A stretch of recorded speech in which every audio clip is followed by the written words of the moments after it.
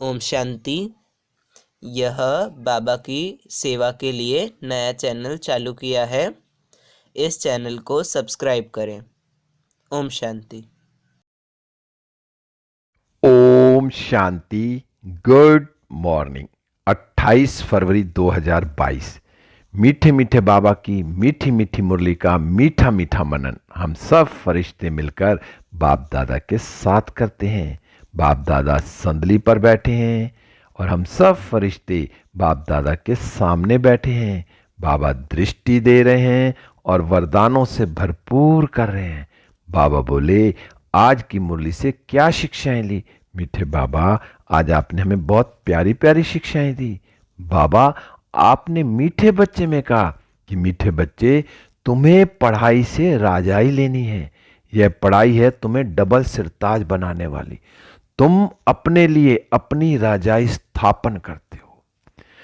शिव बाबा, मीठा मीठा प्यारा प्यारा बाबा, संगम युग पे आके हम आत्माओं को कितना प्यार से और कितनी सिंपल भाषा में हमें सब कुछ क्लियर करते हैं।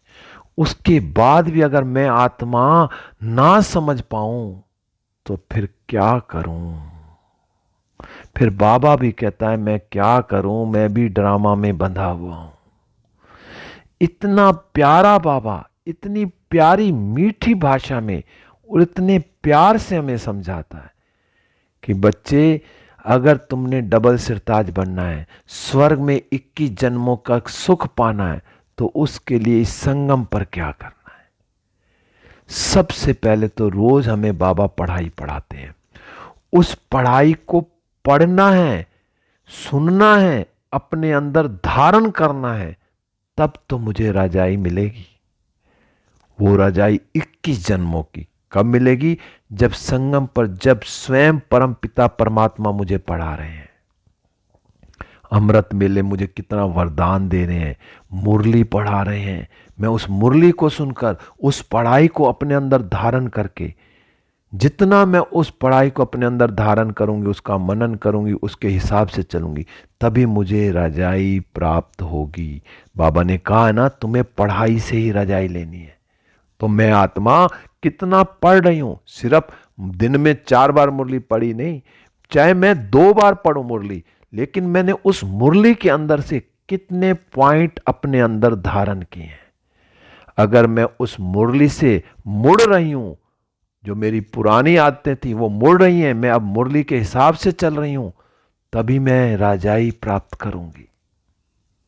बाबा ने कहा, क्योंकि ये जो पढ़ाई है ना, तुम्हें डबल सिरताज बनाने वाली है।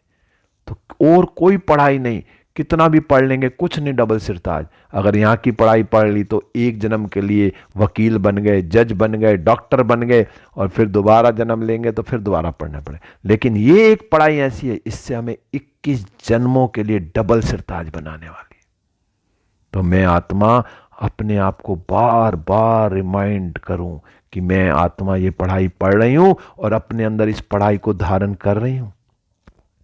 बाबा ने तो साफ कहा है कि तुम अपने लिए अपनी राजाई स्थापन करते हो, किसी और के लिए नहीं। जो मैं पढ़ूंगी, बाबा कहते हैं ना, जो करेगा सो पाएगा। तो मैं आत्मा अपने लिए ये राजाई स्थापन कर रही हूं। तो मैं आत्मा कितना पढ़ाई पढ़ रही हूं, कितना बाबा की सहयोगी हूं, कितना मैं नए स्वर्ग को बनाने के लिए बाबा का साथ दे रही हूं। तो मैं आत्मा ही हूं, क्योंकि मैं बदलूंगी तो विश्व बदलेगा। मुझे दूसरे तो अपने आप बदलते रहेंगे, पहले मुझे खुद को बदलना है। तो मैं आत्मा बार बार चेक करूं कि मैं बाबा की पूरी पूरी श्रीमत पर चल रही हूं। फिर आज बाबा ने प्रश्न में पूछा कि कौन सा कर्तव्य एक बाप का ही है जिसके लिए मनुष्य पुरुषार्थ तो बहुत करते हैं लेकिन कर नहीं पाते हैं। बाबा मुरलियों में कई बार कहता है कि जो मेरा क्या काम है कि मैं पीसफुल दुनिया बनाने आया हूं। इस पीसलेस वर्ल्ड की जो है ना, दुनिया को पीसफुल बनाऊंगा। कैसे? एक शिव बाबा ही बना सकते हैं। बाबा ने कहा ये काम केवल ना एक बाप का ही है। खुद भगवान कह रहे हैं कि ये काम मेरा ही है। विश्व में शांति लाना किसी और का काम नहीं। चाहे कितने भी मनुष्य जो है ना पुरुषार्थ कर रहे हैं, आपस में बहुत बड़ी बड़ी मीटिंगें करते हैं, कितने बड़े बड़े सम्मेलन करते हैं कि विश्व में शांति हो। अभी देख लो 2-4 दिन से क्या हो रहा है विश्व में। कितना करने के बाद भी युद्ध शुरू हो गया। तो बाबा साहब कहते हैं कि अभी जो है ना, चाहे कितने भी प्राइज दे दें, लेकिन उन्हें पता ही नहीं कि जब ये दुनिया राम राज्य थी ना, तब पीस था, और अभी तो ये रावण की दुनिया है। रावण की दुनिया में सुख शांति कहां? शांति तो एक परम धाम में मिलेगी और फिर स्वर्ग में मिलेगी, और वही बाबा इस समय उसकी स्थापना करने के लिए। यहां पीस नहीं हो सकती, कितना भी कुछ जोर लगा ले। बाबा ने क्लियर कर दिया, अगर शांति होनी होती तो ये युद्ध नहीं होते। तो अब बस एक वाइब्रेशन ही देने हैं कि बाबा ये युद्ध जल्दी से शांत हो जाए, हर आत्मा सुख का अनुभव करे, हर आत्मा परमात्मा की संतान है, भाई भाई हैं, आपस में नहीं लड़े। हम संकल्पों से वाइब्रेशन दें, लेकिन बाबा क्या कहता है कि शांति तो एक परम धाम में और एक सुख धाम में, स्वर्ग में होगी। बाबा ने कहा कि जो बच्चों की दिल में आया कि पारलौकिक बाप आया है लेने के लिए, बच्चों की दिल में तो है कि भगवान स्वयं हमें लेने आया है, लेकिन कहां ले जाएंगे ये भी क्लियर है कि बाबा पहले हमें शांति धाम पे ले जाएंगे, और फिर क्या होगा जब हम शांति धाम में जाएंगे, और फिर वहां जिन्होंने अच्छी रीति पढ़ाई पढ़ी होगी ना संगम पर, वो फिर शांति धाम में जाएंगे, और शांति धाम से बाबा ने कहा जो संगम पर अच्छी रीति पढ़ेंगे ना, वही सुख धाम में जाएंगे, वाया शांति धाम से होकर। क्योंकि अब आत्मा को तो पता चल गया, जो बाबा आया ना बेहद का सुख देने के लिए, एक स्वयं परम पिता, स्वयं परमात्मा शिव बाबा हमें सुख देने के लिए आया, ये तो हमें पता चल गया। बाबा ने कहा तो जब सुख देने आया तो मैं आत्मा सारा दिन ये याद रख सकती हूं। बाबा ने कहा याद भी किनको रहेगा, जिन्हों को ना निश्चय होगा ना वही याद करेंगे, जिनको निश्चय नहीं है ना वे यहां आ ही नहीं सकते। हमें तो निश्चय हो गया ना हम कौन है, हम हैं ईश्वरीय औलाद। क्योंकि बाबा खुद समझाते हैं कि बाबा बच्चों के आगे आकर हमें कितना समझाते हैं। क्योंकि कल्प पहले भी बाबा ने कहा, बरोबर कल्प पहले भी पतित भ्रष्टाचारी दुनिया में आए थे। स्वयं भगवान कह रहे हैं कि मैं कल्प पहले भी कहां आया था, भ्रष्टाचारी दुनिया में। यहां सब भ्रष्टाचारी है, और वहां जब सतयुग में कौन होंगे, सब श्रेष्ठाचारी होंगे। पर बाबा ने कहा यथा राजा रानी तथा प्रजा कब होगी। बाबा ने कहा ये जो खेल है ना, ईश्वरीय संप्रदाय और आसुरी संप्रदाय का है। तो मैं आत्मा कितना बाबा को याद करती हूं, मुझे अब स्वर्ग में जाना है वाया शांति धाम होके, तो मुझे इस समय कितना पुरुषार्थ करना है, कितना मैं पढ़ रही हूं। बाबा कहते हैं फिर मैं तो तुम्हें शास्त्रों का जो है ना मेन जो ज्ञान सुनाता हूं। क्योंकि शास्त्रों में भी, गीता में भी बाबा ने कहा जो है ना आटे में नमक मिसल कुछ निशानियां हैं, बाकी सब ऐसी कहानियां बनाई हुई हैं। क्योंकि बाबा तो हमें वेदों का, शास्त्रों का सार समझाते हैं, और उसमें भी क्या है, बाबा ने कहा गीता है मुख्य, और जिसमें ही भगवानुवाच है। क्योंकि गीता में ही साफ लिखा कि भगवानुवाच। बाबा कहते हैं कि जो तुमने श्री कृष्ण भगवान का नाम लिख दिया ना गीता में, परंतु बाप आकर फिर समझाते हैं कि जिसको तुम भगवान कहते हो ना, वो भगवान नहीं, वो सतयुग का फर्स्ट प्रिंस है। अगर कोई हमें गलत फहमी हो गई है और उसको भगवान आकर बता रहा है कि वो जो श्री कृष्ण है वो जो सतयुग का पहला पहला प्रिंस है, वह पहले पहले बाबा ने कहा मेरे से ही विदाई लेकर मुक्ति धाम से आया था, स्वर्ग सत्य अपना परम धाम से श्री कृष्ण की आत्मा सबसे पहले शिव बाबा से विदाई लेकर सतयुग में आई थी। बाबा आज कितना क्लियर कर रहे हैं कि जो श्री कृष्ण है ना वो भगवान नहीं है, वो फर्स्ट प्रिंस है सतयुग का। बाबा ने कहा अच्छा श्री कृष्ण की इतनी महिमा है, क्यों? उनका बाप भी तो होगा ना। अब श्री कृष्ण आए हैं सतयुग में तो उनका बाप भी तो होगा ना। तो जैसा बाप वैसा बच्चा। अब श्री कृष्ण का बाप कौन? शिव बाबा। और बाबा ने कहा जैसा बाप वैसा बच्चा होगा, तो बाप श्री शिव बाबा की महिमा है तो बच्चे की भी महिमा है। बाबा ने कहा श्री कृष्ण के बाप की महिमा कहां गई? अब भूल गए सारे कि श्री कृष्ण के बाप की महिमा कहां गई। उसने किससे वर्षा लिया? बाबा एक एक चीज पूछ रहे हैं, जवाब मांग रहे हैं हमसे। श्री कृष्ण है सतयुग के आदि का, और स्वयंवर के बाद क्या बना? लक्ष्मी नारायण बने। कितने धनवान थे, इतना धन उन्हों के पास कहां से आया? इस समय तो कुछ भी नहीं है। क्या हुआ?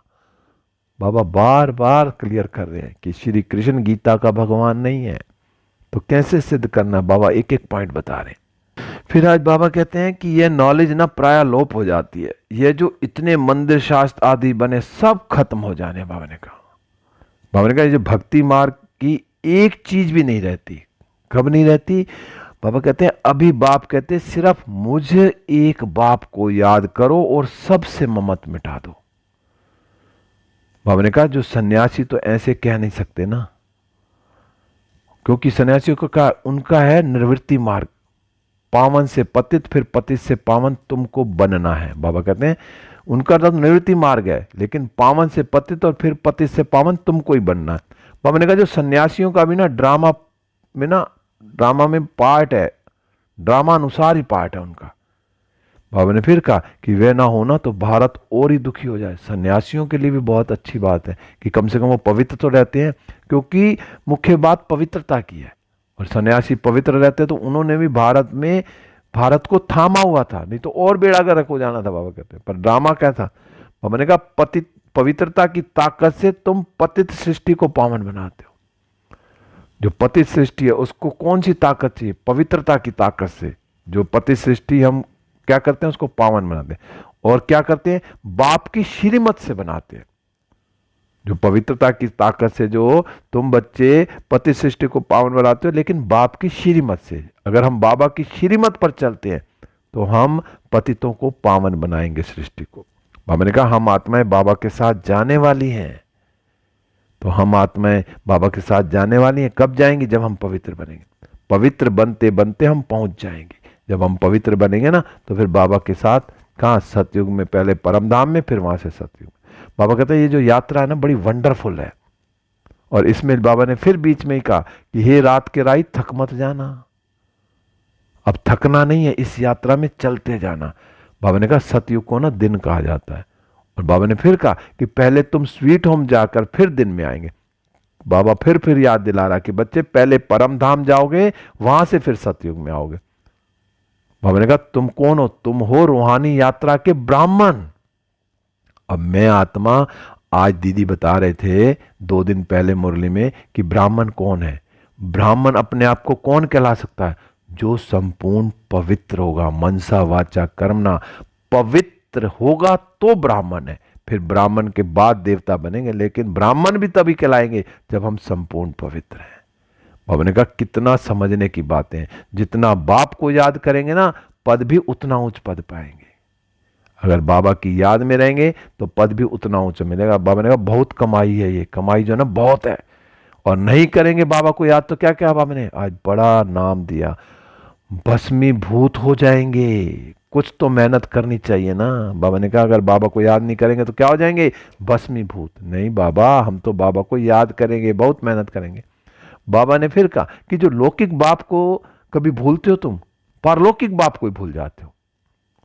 मतलब लौकिक बाप को कभी नहीं भूलेंगे, जब भी भूलेंगे पारलौकिक बाप को भूलेंगे। बाबा ने कहा उनको भूल जाते हो तो वर्षा भी भूल जाएंगे। अगर पारलौकिक बाप को भूल गए तो फिर वर्षा कहां से याद आएगा? तो आज बाबा बार बार कह रहे हैं कि बच्चे तुम मुझे याद करो। और बच्चे कहते हैं बाबा याद करेंगे, तो फिर कहते हो भूल गया। वंडर है ना, इतना स्वर्ग का वर्षा मिलता है फिर भूल जाते हो। बाबा कहते हैं फिर बाबा ने कहा जो है ना बाप की श्रीमत पर और पवित्रता की ताकत से ही इस पतित सृष्टि को पावन बनाने की सेवा करनी है। तो मैं आत्मा कितनी सेवा कर रही हूं, बाबा के साथ रहकर इस पतित दुनिया को पावन बनाने की सेवा कर रही हूं और अपने लिए राज्य स्थापन कर रही हूं। बाबा कहते हैं पारलौकिक बाप जो मीठे थे मीठा ना, जिससे स्वर्ग का वर्षा मिलता, उसको निरंतर याद करना है और योग बल से ही अपनी रजाई लेनी है। अब मैं बाबा को निरंतर याद करती हूँ, कितना योग करती हूँ, क्योंकि योग बल से ही रजाई मिलेगी। अगर योग का बल है तो रजाई मिलेगी, नहीं तो फिर गड़बड़ है कहीं ना कहीं। फिर आज बाबा ने वरदान दिया। बाबा ने आज वरदान में कहा कि शुभ भावना संपन्न भाव, भाव और शुभ भावना संपन्न भाव। और कैसे होगा? बाबा ने कहा हर बोल द्वारा जमा का खाता बढ़ाने वाले आत्मिक भाव और शुभ भावना संपन्न भाव। अब मैं आत्मा अपने को चेक करूं कि मेरा हर बोल भाव और भावना दोनों अनुभव कराती है। मैं किसी को भी बोलती हूँ तो उसमें मेरा भाव क्या है और भावना क्या है, वो दोनों अनुभव होता है। क्योंकि कोई भी बोलता है ना, तो सामने वाली आत्मा को पता चलता है कि इसका भाव क्या और भावना क्या है। बाबा ने कहा अगर हर बोल में शुभ व श्रेष्ठ भावना है ना, आत्मिक भाव है, तो उस बोल से जमा का खाता बढ़ता है। अगर मेरे हर बोल में दूसरे आत्मा के प्रति शुभ भावना है, श्रेष्ठ भावना है, आत्मिक भावना है, तो उससे मेरा जमा का खाता बढ़ेगा, क्योंकि वाइब्रेशन जाएंगे वहां। बाबा ने कहा अगर ईर्ष्या वाला बोल है, घृणा वाले भावना है, तो किसी भी परसेंटेज में समाई हुई होगी ना, अगर थोड़ी सी भी ऐसा लगेगा कि ये ईर्ष्या, द्वेष, घृणा वाली भावना वाले बोल हैं, तो उन बोलों द्वारा क्या होगा कि हमारा जो है ना खाता बढ़ेगा नहीं, तो उसमें क्या होगा, गंवाने का खाता ज्यादा होगा। तो मैं आत्मा चेक करूं कि मेरा जो खाता बढ़ रहा है, प्लस जा रहा है या माइनस हो रहा है। फिर बाबा ने कहा जो समर्थ बोल का अर्थ क्या है? समर्थ बोल का अर्थ है कि जिस बोल में प्राप्ति का भाव व सार हो। समर्थ बोल वही है जिससे मुझे प्राप्ति मिल रही है। अगर बोल में सार नहीं है तो बोल व्यर्थ के खाते में चला जाएगा। तो मैं आत्मा चेक करूं कि मेरा एक एक बोल बहुत मीठा हो, शुद्ध भावना वाला हो, दूसरों के प्रति शुभ भावना, शुभ कामना करने वाला। सारा बोल पर ही है। उस बोल से ही मुझे क्या मिलेगा, मेरा जमा का खाता भी बढ़ेगा, और मेरे बोलों में ईर्ष्या द्वेष होगी तो मेरा माइनस का खाता भी बढ़ेगा। तो मुझे अपने आप को देखना है कि मैं अपने बोल से अपना जमा का खाता बढ़ा रहा हूं या माइनस में जा रहा हूं। तो मुझे शुभ भावना और शुभकामना हर आत्मा के प्रति रखनी। फिर आज स्लोगन में कहा हर कारण का निवारण कर सदा संतुष्ट रहना ही संतुष्ट मनी बनना है।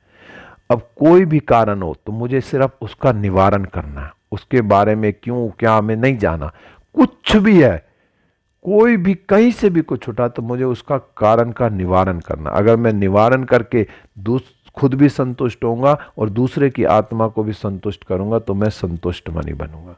तो मुझे सदा हर कारण का निवारण रखना है और सदा सबको संतुष्ट भी रखना है, और मुझे भी फिर संतुष्ट रहकर संतुष्ट मनी बनना है।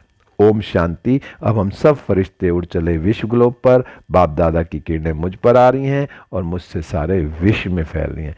सारा विश्व सुख, शांति, आनंद, प्रेम और पवित्रता से भरपूर होता जा रहा है, और मैं फरिश्ता बाबा के साथ सूक्ष्म वतन में बाबा से दृष्टि लेते हुए वरदानों से भरपूर होकर वापस इस देह रूपी मंदिर में हूँ। बाबा की किरणें मुझ पर आ रही हैं और मुझसे चारों ओर फैल रही हैं। शुभ भावना, शुभ कामना हर आत्मा के प्रति जा रही है। ओम शांति।